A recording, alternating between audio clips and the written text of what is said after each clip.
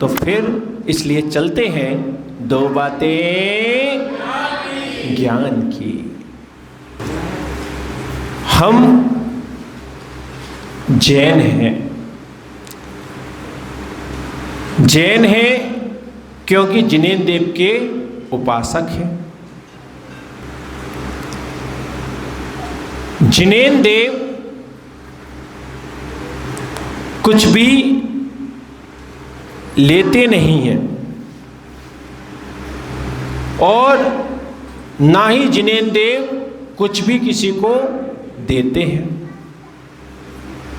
वीतरागी प्रभु कौन होते हैं? जो ना किसी से कुछ लेते हैं और ना किसी को कुछ देते हैं। सबको बात पता है ये? अच्छा जी, तो अब मेरा प्रश्न ये है कि जब जिनेन्द्र देव कुछ लेते नहीं हैं तो तुम रोजाना अष्टदब लेकर उनकी अर्चना करने आते क्यों हो? और जब वो कुछ देते ही नहीं है तो फिर सुबह शाम उनके दर्शन करते क्यों? कौन बताएगा? जब तुमने जिनेन्द्र देव के विषय में ये जान लिया कि ना वो कुछ देते हैं ना लेते हैं, तो फिर सुबह शाम क्यों आते हो और क्यों उन्हें मुट्ठी भर भर चावल, थाली भर भर चावल चढ़ाते हो?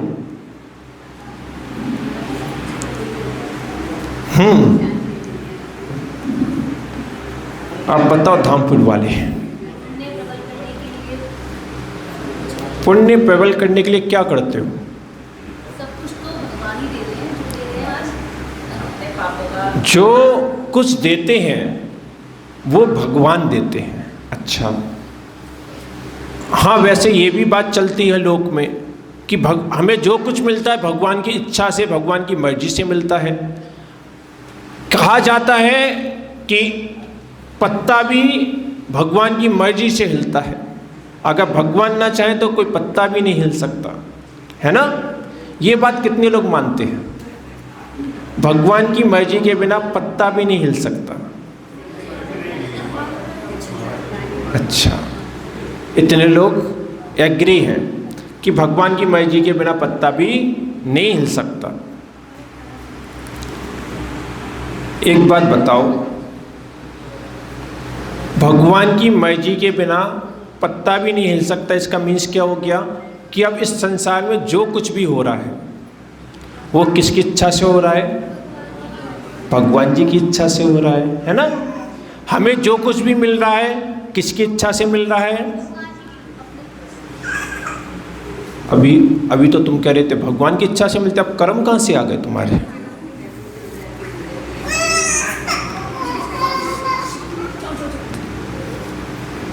हम एक बात कहते हैं कि हमें जो कुछ भी मिल रहा है भगवान की इच्छा से मिल रहा है, लेकिन एक बात ध्यान रखना, अगर भगवान की इच्छा से ही सब कुछ होने लगा तो अच्छा तो जो तुम्हें मिला है वो तो चलो भगवान की इच्छा से मिला है, और जो बुरा मिला है वो, मान लो तुम घाय का जीना ही उतर रहे थे, पैर फिसल गया और तुम सीधे नीचे पहुंच गए, तो तुम किसकी इच्छा से फिसले? अब कह पाओगे भगवान की इच्छा से? क्या? हाँ, तो इसमें भगवान की इच्छा नहीं है, ठीक है ना? क्योंकि प्रभु कौन होते हैं? जो वीतरागी होते हैं। अपने यहाँ पर कभी भी नामों की आराधना नहीं होती। जैसे मैंने मुंदराजों की जब गुणगान करवाया था उससे पहले ही बोला था कि अपने यहाँ पर नामों की आराधना नहीं है, अपने यहाँ पर गुणों की आराधना है। आप लोगों ने मेरी भावना का पाठ पढ़ा होगा, उसमें क्या आता है? जिसने राग द्वेष कामादिक जीते सब जग जान लिया, सब जीवों को मोक्ष मार्ग का निष्प्रय हो उपदेश दिया। बुद्ध वीर जिन हरे हरे ब्रह्मा, या उसको स्वाधीन कहो।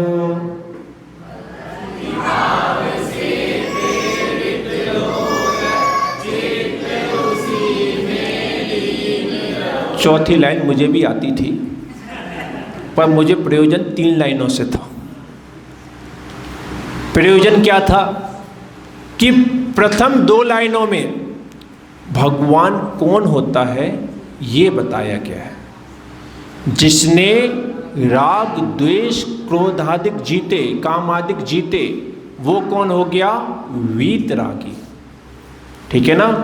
जीते, सब जग जान लिया, अर्थात सर्वज्ञ हो गया, और सब जीवों को मोक्ष मार्ग का निष्प्रय हो उपदेश दिया। कौन हो गया? हितोपदेशी हो गया। प्रारंभ की 2 लाइनों में 3 गुण बता दिए, और फिर तीसरी लाइन में कह दिया अब वो चाहे बुद्ध हो, चाहे हरि हो, चाहे ब्रह्मा हो, चाहे महावीर हो, चाहे जीसस हो, चाहे अल्लाह हो, चाहे राम हो, चाहे कृष्ण हो, कोई भी हो, नामों से हमें कोई फर्क नहीं पड़ता, लेकिन क्वालिटी जरूर देखते हैं हम। क्वालिटी 3 होनी चाहिए। भगवान वीतरागी होना चाहिए, भगवान सर्वज्ञ होना चाहिए, और भगवान हितोपदेशी होना चाहिए, फिर नाम उसका कुछ भी हो। ये 3 ही क्वालिटी क्यों रखी भगवान की?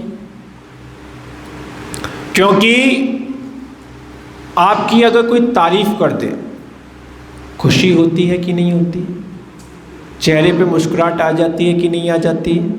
तुम आ रहे हो और तुमसे कोई कह दे क्या बात है, आज तो बहुत सुंदर लग रहे हो, तुरंत चेहरा खिल जाता है।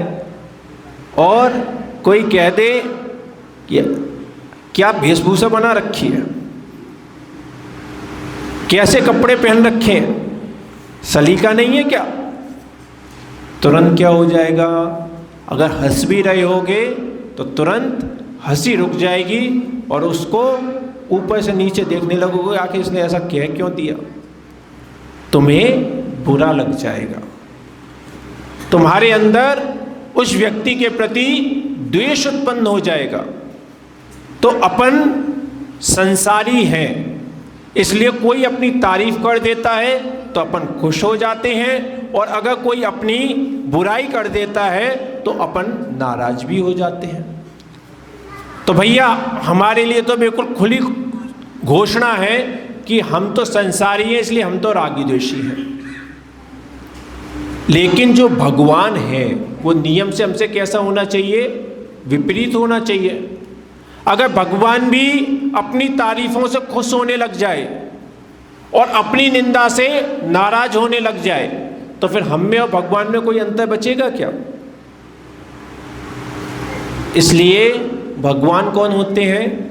जो ना कभी खुश होते हैं और ना ही कभी दुखी होते हैं, नाराज होते हैं। इसलिए जैन धर्म में, जैन दर्शन में भगवान कभी वरदान नहीं देते।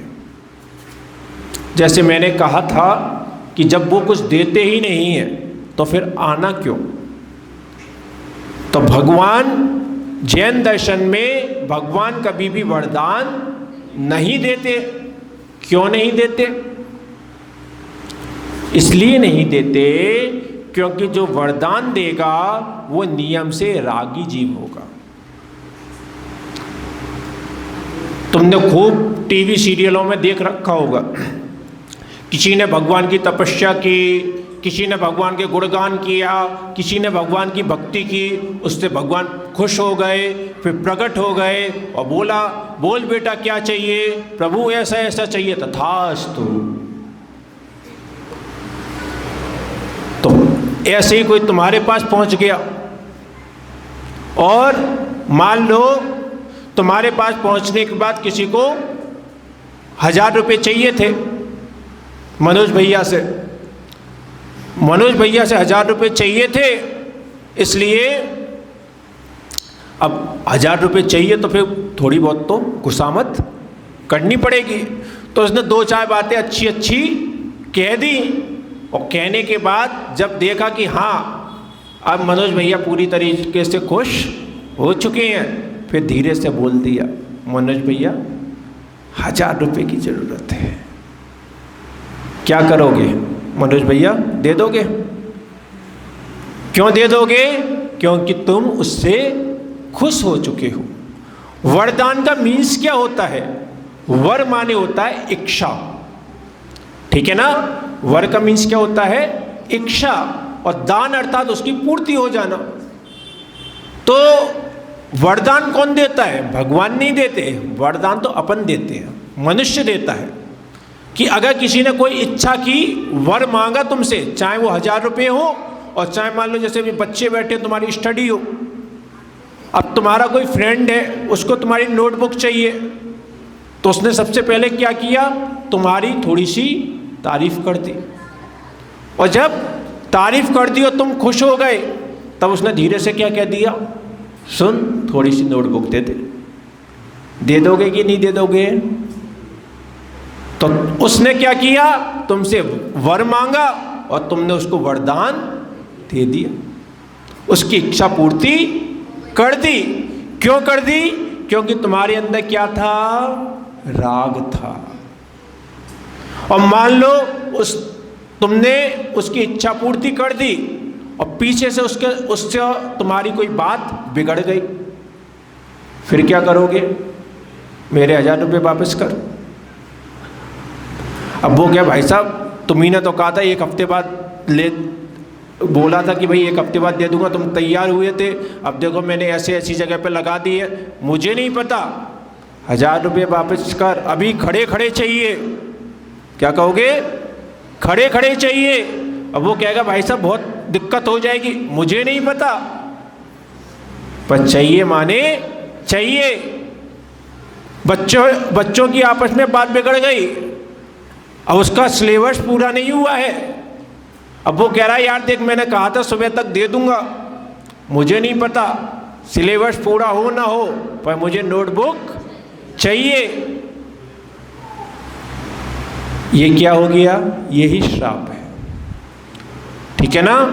तो ऐसा वरदान और ऐसा श्राप कौन देता है? रागी द्वेषी जीव देते हैं।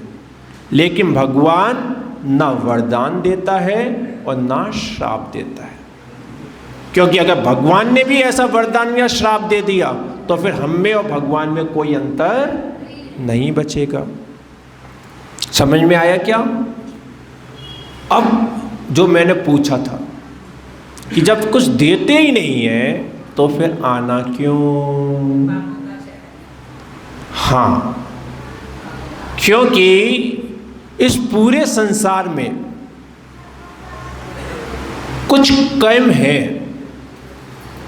जो इस पूरे संसार में भरे हुए हैं, जिसको कर्म वैगणाएं कहते हैं, ठीक है ना? अब तुम्हें शास्त्रीय भाषा में नहीं समझा रहा, इसलिए समझा रहा हूं कि पूरे में क्या भरे हुए? कर्म भरे हुए हैं। तुम जिन भावों को करते हो वे तुम्हारे भावों से प्रभावित होकर तुमसे बंध जाते हैं। जैसे ये मंदे का जो परिसर है, इस परिसर में नाना कंपनी के सिग्नल आ रहे हैं, जियो का भी आ रहा है, एयरटेल का भी आ रहा है, आइडिया का भी आ रहा है, और भी आते हैं क्या, BSNL का भी आ रहा है। सारे सिग्नल इस मंदिर में भरे हुए हैं। तुम्हें दिख रहे हैं क्या? दिख नहीं रहे, पर भरे तो हैं। अब तुम अपने मोबाइल में जिस कंपनी का सिम डालोगे वो ही सिग्नल तुम्हारे मोबाइल को प्रभावित कर देगा। अन्य सिग्नल भरे रहें, लेकिन उससे तुम्हारे मोबाइल पर कोई भी इफेक्ट पड़ने वाला नहीं है। इसी प्रकार से जैसे हम भाव करते हैं वैसे ही कर्म हमारी आत्मा से आकर बंध जाते हैं। शेष पाप कर्म भी हैं, पुण्य कर्म भी हैं, 148 कर्म प्रकृतियां होती हैं, 148 प्रकार के कर्म वैगणाएं होती हैं, लेकिन बंधती कौन सी हैं? आप जैसे भाव करोगे वैसे ही कर्म बंध जाएंगे। प्रभु लेकिन कैसे हैं? दोनों में ही वीतरागी है। तुम उनकी पूजाएं कर रहे हो, प्रभु पे कोई फर्क नहीं पड़ना। तुम उनको गालियां दे रहे हो, प्रभु पे कोई फर्क नहीं पड़ना। तुम प्रभु के दर्शन करने आ रहे हो, प्रभु पर कोई फर्क नहीं पड़ना। तुम दर्शन करने नहीं आ रहे हो, प्रभु पर कोई फर्क नहीं पड़ना। क्यों? क्योंकि वो कौन है? वीतरागी। ठीक है ना? लेकिन फर्क किस पर पड़ेगा? तुम पर पड़ेगा। क्यों पड़ेगा? क्योंकि जब नियम से तुम प्रभु की पूजा कर रहे होगे तो तुम्हारे भाव कैसे होंगे? अच्छे होंगे, शुभ होंगे, प्रशस्त होंगे। तो फिर तुम्हारी आत्मा से कौन से कर्म बनेंगे? शुभ कर्म बनेंगे, प्रशस्त कर्म बनेंगे, पुण्य कर्म बनेंगे। और जिस समय तुम अगर भगवान की पूजा नहीं करोगे तो फिर तुम क्या करोगे?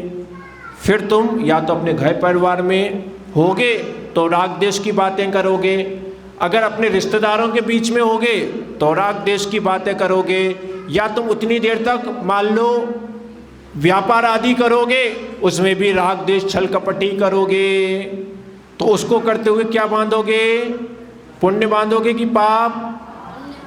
पाप बांधोगे बेटा। मंदिर में पुण्य केवल एक ही कंडीशन में बनता है, जब आप शुभ भाव करते हो। और ये बात पक्की है कि आप घर में रह के शुभ भाव नहीं कर पाओगे। किसी से राग होगा, किसी से द्वेष होगा। व्यापार में तुम शुभ भाव नहीं कर पाओगे, छल कपट के भाव करोगे। तो इस कहने का तात्पर्य ये है कि हम जितनी देर मंदिर में आ रहे हैं, जितनी देर गुरुओं के पास आ रहे हैं, इतनी देर तक हमारे पास चांस है, चांस है। बंध ही जाएंगे शुभ कर्म ये जरूरी नहीं है, पर चांस है कि अगर हम जिनालय में आए हैं, गुरुजी के पास आए हैं, तो हमें पुण्य कर्म बंध सकता है। और अब तुम मंदिर में आने के बाद भी खुद की थाली की जगह पड़ोसी की थाली देखो, खुद की पूजा की जगह दूसरे की शक्लें देखो। गुरुजी कुछ समझा रहे हैं लेकिन तुम केवल बातें करो, तो फिर मंदिर में आकर भी शुभ कर्म बनने वाले नहीं हैं। लेकिन अगर तुम मंदिर में आके प्रशस्त भाव करोगे तो नियम से शुभ कर्म बनेंगे। ठीक है ना? तो इसलिए अब तुम्हें चाहे शुभ कर्म बंधे या अशुभ कर्म बंधे, पाप बंधा या पुण्य बंधा, भगवान ने दिया क्या? भगवान ने कुछ किया क्या? भगवान को कैसे हैं? वीतरागी है। उन्हें तुमसे कोई प्रयोजन नहीं बचा। कोई भगवान ऊपर बैठे बैठे हमारे हिसाब किताब नहीं लिख रहे। लोक में क्या चलता है कि सबका हिसाब किताब कहाँ हो रहा है? ऊपर चल रहा है। तो ऊपर वाले को इतनी फुर्सत नहीं है कि वो तुम्हारा बही खाता लिए ही बैठा रहे, क्योंकि तुम भाव तो दिन में भी कर रहे हो, रात को भी कर रहे हो, सोते हुए भी कर रहे हो, जागते हुए भी कर रहे हो, मंदिर में भी कर रहे हो, घर में भी कर रहे हो। अब वो तुम्हें कहाँ कहाँ तक देखेगा और कितनों को देखेगा? अगर कोई भगवान हिसाब किताब रखने बैठ जाए तो सच बात ये है कि वो एक क्लर्क से भी ज़्यादा बिजी कहलाएगा, क्योंकि क्लर्क की तो तब भी हिसाब किताब लिखने की एक समय सीमा है कि भाई सुबह 10 बजे ऑफिस जाना है, शाम को 6 बजे तक पूरा हिसाब किताब लिखना है। पर तुम्हारा हिसाब किताब तो 24 घंटे चल रहा है। इसलिए कोई भी भगवान हमारा हिसाब किताब नहीं लिख रहा, कहीं पे भी हमारा रजिस्टर नहीं खुला है। खुला है तो हमारी ही आत्मा में खुला है। पूरे लोक में कर्म वैगणाएं भरी हुई हैं। हम जैसे जैसे भाव कर रहे हैं, हमसे कर्म आके बनते जा रहे हैं। उनका एक समय आएगा जब वो कर्म उदय में आएंगे। कई लोग ये भी कहने लग जाते हैं कि वो फलाने फलाने व्यक्ति खूब धर्म ध्यान करते हैं लेकिन फिर भी दुखी हैं, और फलाने फलाने व्यक्ति बिल्कुल भी मंदिर नहीं आते, वो बहुत सुखी हैं। कारण क्या है?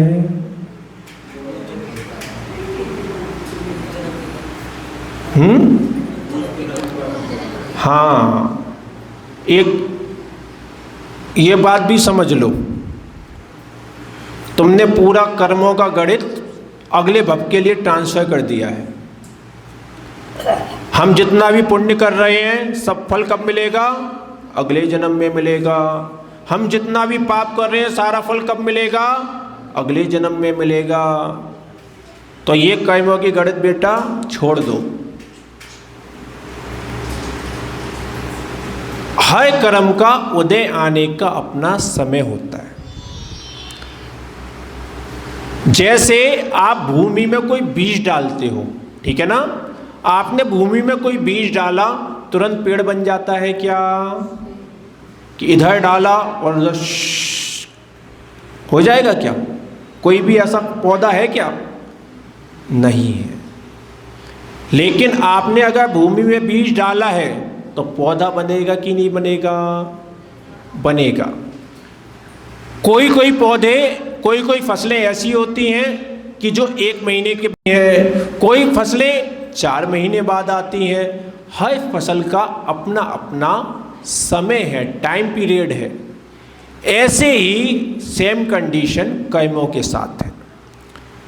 कर्म 8 प्रकार के हैं और 8 प्रकार के कर्मों की अपनी अपनी डेडलाइन है, जिसको आबादा काल भी बोलते हैं। अर्थात आपने आज कर्म किया है, अब उसका फल कब मिलेगा उसका निश्चित तभी हो जाता है जब आपसे वो कर्म बंधा है। और जो तुम लोगों ने कहा कि कर्म अगले जन्म में फल देंगे, तो मैंने इसलिए समझा रहा हूँ कि कर्म हर कर्म अपना अपना टाइम पीरियड दिया हुआ है। कर्म का फल 48 मिनट के अंदर अंदर भी मिल सकता है। आपने यहाँ पर कोई कर्म किया और पता चला आप मंदिर के गेट के बाहर भी ना निकल पाए और उसका फल मिल गया। कई बार होता भी है, क्या है, तुम्हारे व्यक्तिगत जीवन में ही होता है, लेकिन तुम इस कर्मों के सिद्धांत को, इस कर्मों के साइंस को समझ नहीं पाते।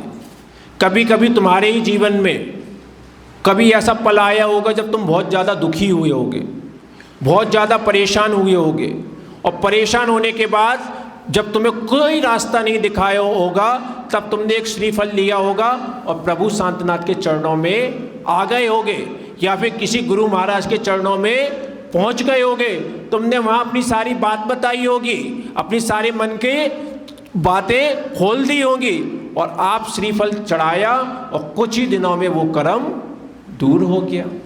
हुआ है कि नहीं हुआ? अपने अपने एक्सपीरियंस है कि नहीं है?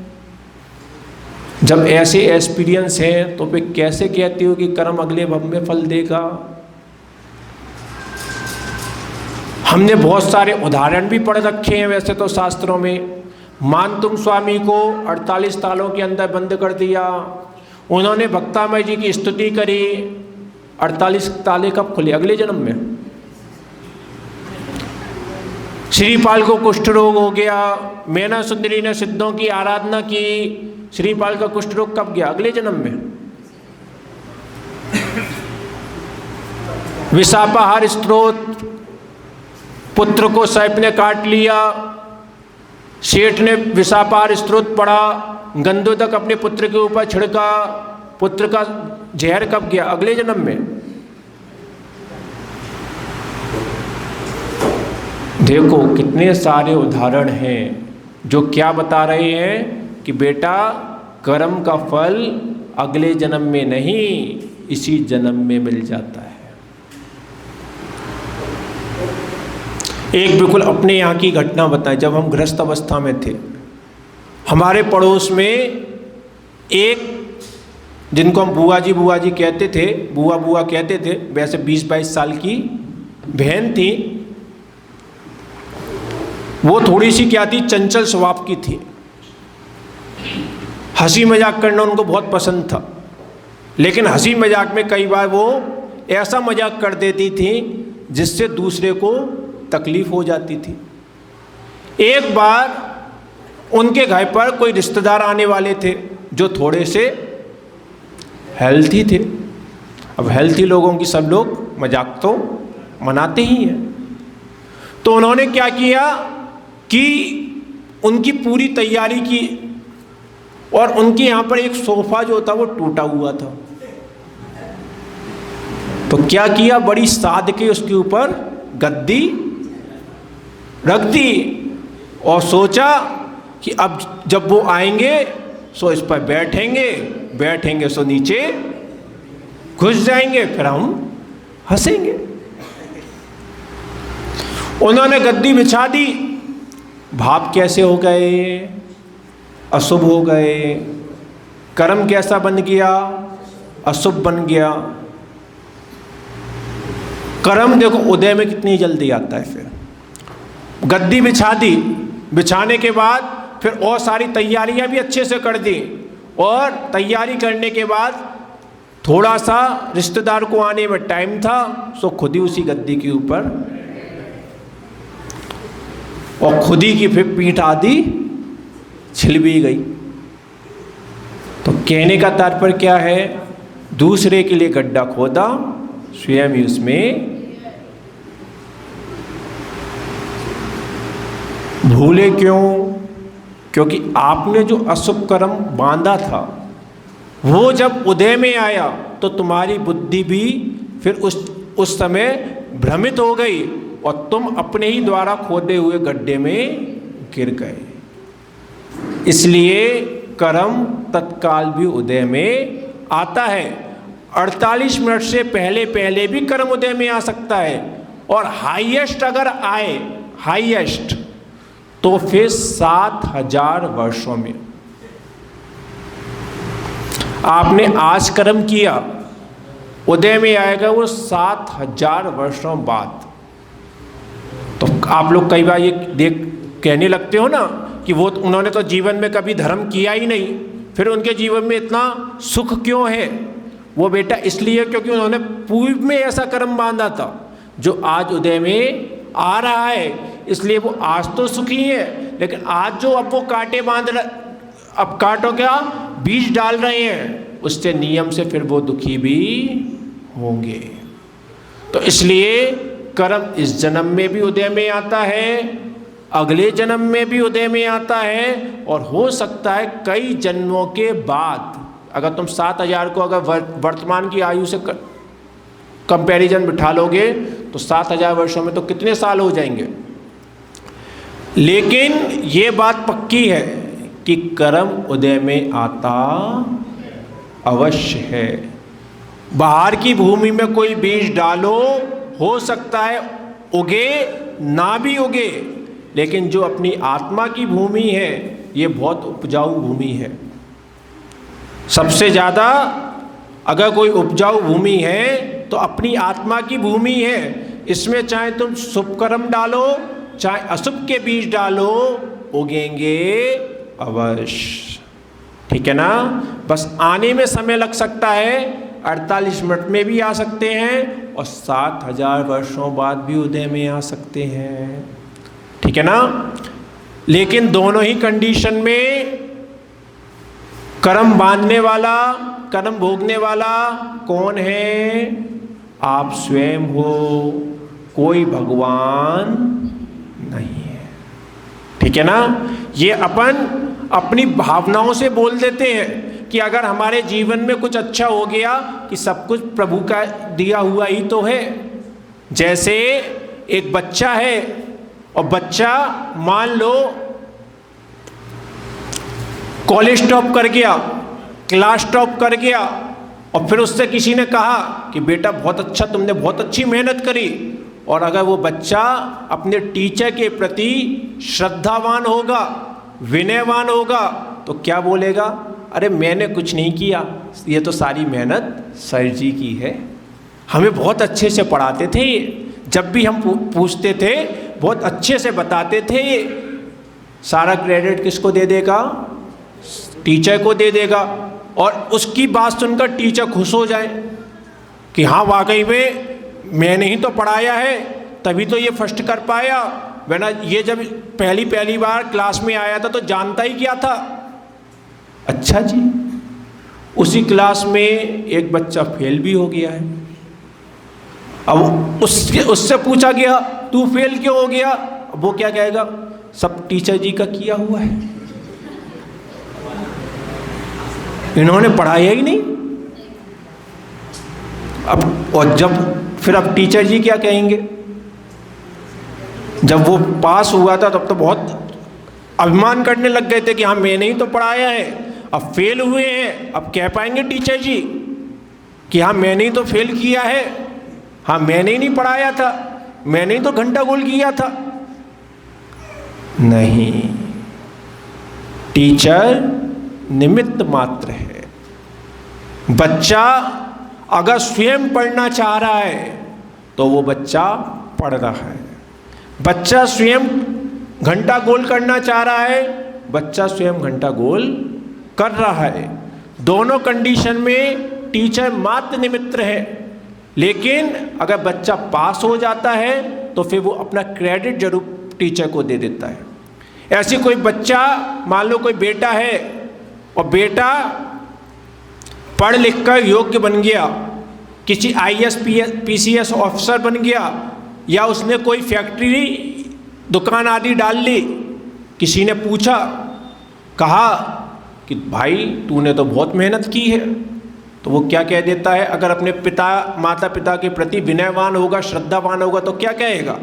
मैंने कुछ नहीं किया, वो तो सारा मेरे माँ बाप का आशीर्वाद है, उन्हीं की मेहनत थी, अपन ने तो किया ही किया है, उन्हीं के संस्कार थे। सारा क्रेडिट किसको दे देगा? माँ बाप को दे देगा। और माँ बाप भी ये सुनकर खुश हो जाए कि सही तो कह रहा है, मैंने ही तो इसके लिए इतनी मेहनत करी है, दिन रात पसीना एक करके इसको पढ़ाया था, तभी तो ये IAS PCS ऑफिसर बना है। फिर उन्हीं माँ बाप का दूसरा बेटा भी है जो पीता है और टुल्ल पड़ा रहता है।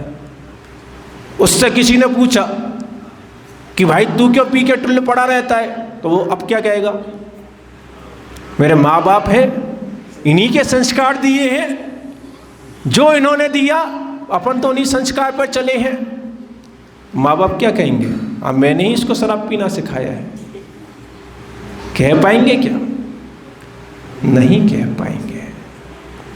इसी प्रकार से हमारे जीवन में जो भी अच्छा घट रहा है या जो भी बुरा घट रहा है, दोनों किसके कारण से घट रहा है? हमारे ही कर्मों के कारण घट रहा है।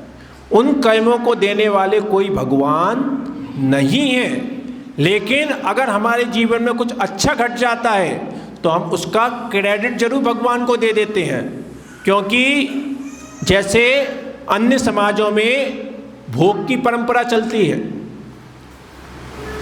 कि आपने भोजन बनाया है तो थोड़ा सा भगवान को भोग लगा दो, और मान्यता ये चलती है कि उससे क्या होता है कि भोजन का जो भी दोष होता है वो सारा का सारा दोष समाप्त हो जाता है।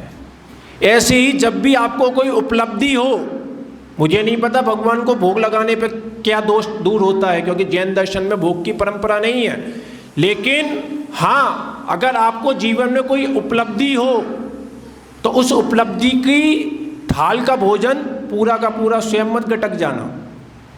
सबसे पहले उस उपलब्धि का भोजन की थाल का थोड़ा सा भोग प्रभु के चरणों में लगाना, थोड़ा सा भोग अपने माँ बाप के चरणों में लगाना, थोड़ा सा भोग अपने गुरुजी के चरणों में लगाना।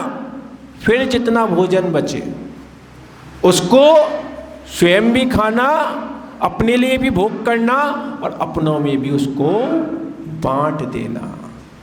इससे क्या होगा?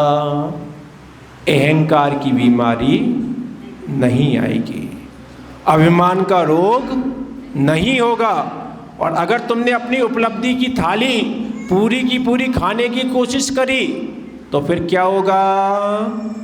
अहंकार का रोग हो जाएगा कि जो कुछ किया है मैंने किया है, मैंने अपने दम पर पूरा का पूरा एम्पायर खड़ा किया है, मैंने अपने दम पर पूरी की पूरी फैक्ट्री खड़ी करी है, शोरूम खड़ा किया है, दुकान खड़ी करी है, मकान खड़ा किया है। अच्छा जी, तूने ही किया है, तू ही अपनी दुकान को चला रहा है।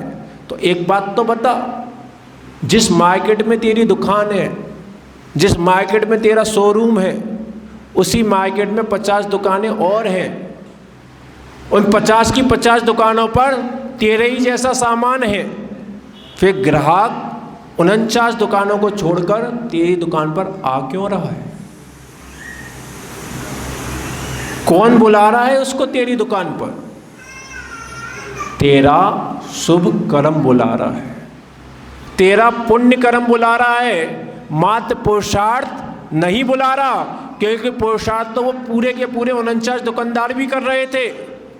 उन्होंने भी अपनी दुकान पर अच्छे से अच्छा फर्नीचर लगा रखा था, अच्छे से अच्छा माल भर रखा था, लेकिन ग्राहक उन 49 दुकानों पर ना जाकर तेरी दुकान पर आ रहा है।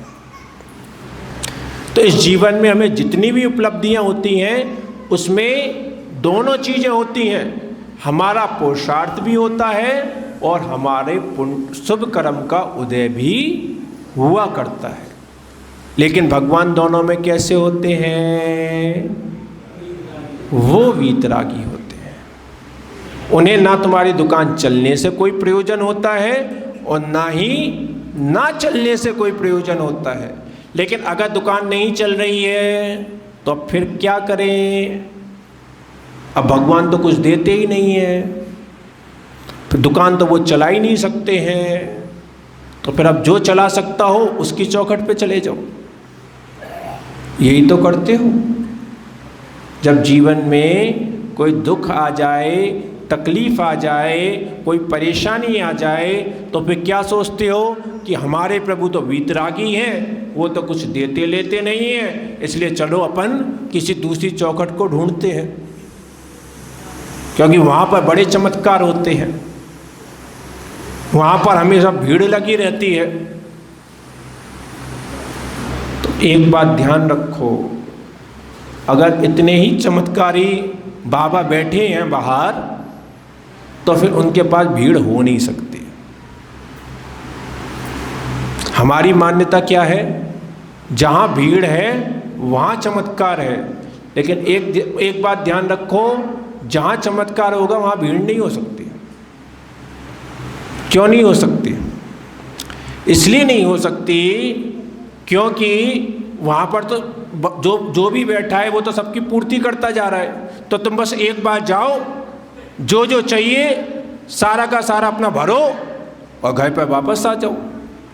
अब वहाँ पर दोबारा जाने की जरूरत क्यों पड़ रही है? एक बार बताओ, किस गैस एजेंसी पर भीड़ लगती है? जहाँ पर गैस होती है उधर भीड़ लगती है, या जहाँ पर नहीं होती वहाँ पर भीड़ लगती है? जहाँ पर गैस की आपूर्ति नहीं है वहीं पर तो फिर कतार लगा के खड़े हो, और वरना जहाँ पर गैस पर्याप्त मात्रा में है तो आते जाओ, लेते जाओ, निकलते जाओ, काम खत्म हो गया। ऐसे ही जितने भी, चाहे वो कोई सी भी फिर स्थान हो, और अगर वहाँ पे हमारी यही मानता है कि वहाँ पर जाने से तो सब काम हो जाता है, अगर वहाँ पे जाने से सब काम हो जाता है तो बार बार वहाँ पे व्यक्ति जा क्यों रहा है? एक बार चला जाए, जो चाहिए मांग ले और अपना जीवन अपना आराम से जिए। तो ध्यान रखो, जो भगवान हैं वो वीतरागी हैं, वो तो किसी को ना कुछ देते हैं ना कुछ लेते हैं। और जो हमें अन्य जगहों पर ये चमत्कार दिखाई देते हैं, वास्तव में वहाँ पे कोई भगवान नहीं है, वहाँ पर एक रागी द्वेषी देव बैठा हुआ है, और वो देव केवल और केवल स्वयं की आराधना करवाना चाहता है। इसलिए तुम्हारा छोटा सा कोई काम बना देगा और तुम्हें अपना जीवन भर के लिए दास बना लेगा। कई लोग तुम्हें ऐसे मिलेंगे कि हम वहां पर जाते थे, जाना बंद कर दिया, तो अब ऐसी ऐसी परेशानी होने लगी, ऐसे ऐसे सपनों में ऐसे ऐसे स्वप्न आने लगे। कभी तुम्हें शांतिनाथ भगवान के स्वप्न आई क्या? तुम यहां पर जीवन भर भी मंदिर आते रहो, लेकिन अगर तुमने आना बंद कर दिया तो शांति बाबा कभी सपने में आके ये नहीं कहेंगे, क्यों बे अब तू मंदिर नहीं आ रहा है, कल से आ जाइयो, वरना ऐसा ऐसा कर दूंगा। आज तक आया किसी को सब?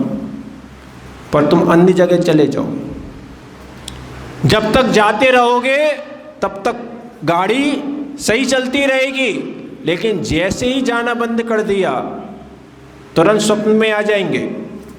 क्यों बे बहुत दिन हो गए अगरबत्ती लगाने नहीं आया, बहुत दिन हो गए धूप बत्ती जलाने नहीं आया,